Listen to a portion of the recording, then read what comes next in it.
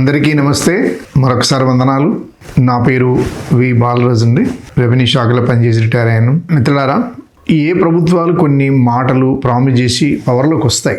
ఆ promises fulfil చేసేటప్పుడు అది కామన్ మ్యాన్కి అందుతుందా లేదని కూడా పరిశీలిస్తూ ఉంటారు, గమనిస్తూ ఉంటారు. బాగా అనిపించింది అనుకో ఆదరిస్తారు, లేకపోతే తిరస్కరిస్తారు. ధరణి కాన్సెప్ట్ టోటల్గా తీసేదగ్గది కాదు. ఒకటి ఆరు మంచిగా ఉన్నాయి, బాగలేని వాటిని తీయమని చెప్పి ఎంత బతిలినైనా వినలేదు ప్రభుత్వం. ఎందుకంటే వాళ్ళు చేసిన చట్టం వాళ్ళు తిరిగి తీసుకోవడం అనేది ఈగో, అంటే అహం సమస్య అవుతుంది కాబట్టి వెనక్కి తీసుకోరు. అది తీసేసి మేము కొత్త చట్టం తెస్తామన్నారు. ప్రభుత్వం తీసుకొచ్చింది. 2024లోనే అది చట్టమైంది. 2 రకాలుగా అసెంబ్లీలో పాస్ అయింది. అన్ని రకాల గవర్నమెంట్ అసెంట్ ఇచ్చారు. చట్టరూపం తీసుకున్నది, అమల్లోకి వచ్చేసింది. అంటే మరి ఏంటి, చట్టం కాని చట్టం ధరణి, ఇదేమో చట్టం అయిన చట్టం చట్టంగా మారింది భూభారతి. పేరు మార్చుకున్నాం, పేరు కూడా బాగుంది కదా. అందులో లేని ఇందులో అదనంగా ఏముంది అని అంటే చాలా మాట్లాడుకున్నాం. అందులో చట్టంలో చాలా వరకు చెప్పింది, కానీ కొన్ని అమలు అయితే లేవు అనేది మాత్రం మనం అందరము ప్రభుత్వ దృష్టి తీసుకుని పోదాం. మీరు కూడా తెలుసుకుంటారని ఈ వీడియో చేస్తున్నా నేను. దయచేసి కొద్దిగా వినే ప్రయత్నం చేయండి. బాగా అర్థమైతే మీకు ఈ పాటికి అర్థమై ఉంటుంది. అంటే గ్రహించగలిగే వాళ్ళు అప్పుడే గ్రహించేసిరు. ఇంకా అదనంగా కొంచెం నా వల్ల ఏమన్నా మెటీరియల్ మీకు అంతే ఖచ్చితంగా మీ దగ్గరికి వచ్చే ఎమ్మెల్యేలతో ఎంపీలకు మినిస్టర్లకు ఒక డిబేట్ లాగా పెట్టండి, ఇది కరెక్ట్గా అయితలేదు అని. అందులో ఒక అప్పీల్ వ్యవస్థ ఉండే, అందులో ఏ వ్యవస్థ లేదు ధరణిలో. అన్ని ధరణిలో ఉన్నాయి అని చెప్పేసింది కాబట్టి అది బాగలేదని తెచ్చుకున్నాం. ఓకే, ప్రభుత్వం ఆహ్వానించదగ్గ పరిణామం. మరి ఇందులో ఏమైంది? అడిషనల్ ఫెసిలిటీ ఏంటంటే అప్పీల్ వ్యవస్థ. మ్యూటేషన్ చేసుకునేటప్పుడు జరిగే తప్పులు కానీ, సక్సెషన్ చేసేటప్పుడు జరిగే తప్పులు కానీ, ఏ తప్పులు ఉన్నా కూడా మనకు పై అధికారి చేస్తాడు అనేది ఒక నమ్మకం. ఇక్కడ అప్పీల్ వ్యవస్థ ఏమైంది? అసలు ఏమి ఎందుకు పనిచేయట్లేదు? అప్పీల్ వచ్చిందని తెలిసి కూడా కోర్టుకు వెళ్తారు. ఎందుకు వెళ్తారు అంటే అప్పీల్ వ్యవస్థ ఇంకా రాలేదు. దాదాపు 8-9 నెలలు అయ్యింది. ఇవాళ 11 సంవత్సరం అవుతుంది. సంవత్సరం లోపల ఎన్ని రిజిస్ట్రేషన్స్ అయినాయి, ఎన్ని అయినా కూడా ఇంకా రాకపోవడం అనేది కరెక్ట్ కాదు. అప్లికేషన్స్ అది తీసుకోవడం లేదు, ఆ ఆప్షను నిబంధనలను పట్టించుకోవడం లేదు. తర్వాత తహసీల్దార్ జరిగిన పొరపాట్లకు రైతు ఇదవుతున్నాడు. రైతు జరిగిన మిస్టేక్స్ కూడా అతనే ఎదుర్కొంటుంది. కాబట్టి అక్కడ ఏమైనా అభ్యంతరం ఉంటే మామూలుగా రొటీన్ ఆర్డీఓ, కలెక్టరు, CCLA అదొక సిస్టమ్. అయితే ఇక్కడ ఏమవుతుందంటే అప్పీల్ వ్యవస్థకు దాంట్లో సాఫ్ట్వేర్ వ్యవస్థ పర్ఫెక్ట్గా పనిచేయడం లేదు. కొన్ని మండలాల ఎంక్వైరీ చేస్తే అది తీసుకుంటుంది సార్, కానీ తీసుకోవడం లేదు. ఉన్నది కానీ తీసుకోవడం లేదు కాబట్టి మీరు స్వతహా వెళ్ళిద్దామంటే కుదరదు. మీరు ఆన్లైనే పెట్టుకోవాలంటారు. ఆన్లైన్ ఒప్పుకోవడం లేదు. మీరు ఒప్పుకోకపోతే అది చేయకపోతే మరి ఎట్లా పరిస్థితి? ఈలో కోర్టుకు పోతున్నాయి. తర్వాత ప్రతిదానికి ఒకటి ఏం చెప్పింది భూభారత చట్టం అంటే, ప్రతిదానికి ఒక పీరియడ్ ఇచ్చింది. 30 రోజులలో మీరు అప్పీల్ చేసుకోవాలి. మరి 30 రోజులలో అప్పీల్ టైం అయిపోతుంది కదా. ఈయనకు అన్యాయం జరిగిందని అర్థమయ్యే లోపలనే 6 నెలలు పడుతుంది. అర్థమైన తర్వాత దాన్ని పోవడానికి ప్రిపేర్ కావడానికి 6 నెలలు అవుతుంది. ప్రిపేర్ అయిన తర్వాత సంబంధ అడ్వకేట్ దొరకడానికి కొన్ని రోజులు పడుతుంది. అడ్వకేట్లంతా ఎవరు కూడా ఫీజుకు చేయట్లేదు. నీది 2 ఎకరాల ఇష్యూ ఉంటే నాకు అద్దె ఎకరం ఇస్తామని మాట్లాడుతున్నారు. అంటే ఏ స్థాయిలో దిగజారు ప్రవర్తన ఉన్నాయి, అన్ని స్టేజ్లు ఉన్నాయి. నాకు తెలిసి ఇంతవరకు ఏ అడ్వకేట్ కూడా ఇదైతుందమ్మా, ఒక 20,000 ఫీజు అవుతుంది, కోర్టు ఖర్చులు ఇవి ఉంటాయి, మరి ఇవి ఉంటాయి, ఒక 50,000 అవుతుంది, ప్రస్తుతానికి ఒక 30,000 ఇచ్చిపో నేను చూస్తా అనే వకీలు లేరు. 2 ఎకరాల ఒక్కొక్క ఎకరం 2 కోట్లు ఉన్నది, అందులో నాకు 1/2 ఎకరం ఇచ్చేసి నేను నీకు అన్నీ చేసి పెడతా అంట. ఇది వ్యవస్థ. ఆమెను అధ్యక్ష లోపలనే ఈ లిమిటేషన్, దాన్ని ఏమంటారంటే ఇంగ్లీష్లో లిమిటేషన్ పీరియడ్ అంటారు. 1 నెలలు, 2 నెలలు, 3 నెలలు, ప్రతిదానికి కొన్నిటికి నెలని ఇచ్చారు, కొన్నిటికి 2 నెలలు ఇచ్చారు, కొన్నిటికి 3 నెలలు ఇచ్చారు. అప్పీల్ వ్యవస్థ దాటిపోయిన తర్వాత ఇక నువ్వు పనికిరావు, కోర్టుకి ఇవ్వమని చెప్తున్నావు. అయితే ఇవన్నిటికీ చిన్న కమతాలలో ఏం చేస్తారు? అద్దె ఎకరం, 1/2 ఎకరం, ఏ గిది అయింది పాడుగా గట్టిన తునుకొని బతుకుతాను అనుకుంటారు. అంతే కదా, ఒక నైరాశ్యం వచ్చేస్తుంది.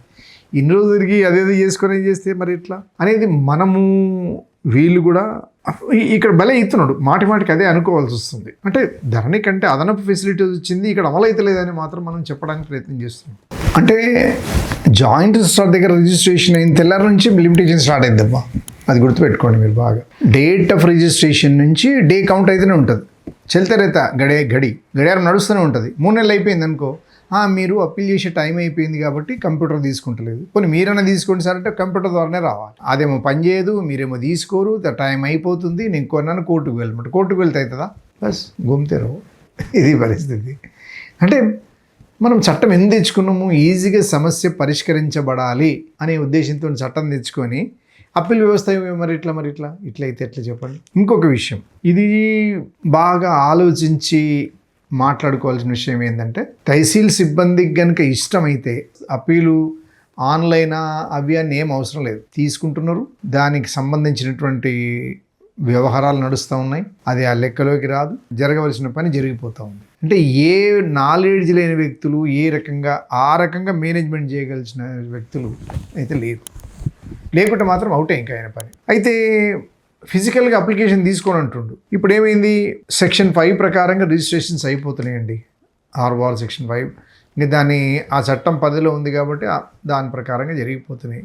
అబ్జెక్షన్ వస్తే అప్పీల్ ఛాన్స్ లేదు, ఇక ఛాన్స్ ఉంటుందేమో ముందు ఇప్పటివరకు అయితే లేదు. సాఫ్ట్వేర్ ఆ రకంగా ఒక అడ్వాన్స్డ్ దాంతో వస్తే బాగుండేది. రూరల్ అయితే ఇంకా రాలేదు, కొంతమంది వచ్చిందంటారు, కొంతమంది రాలేదంటారు, యాక్సెప్ట్ అవుతుందంటారు, అయితలేదంటారు.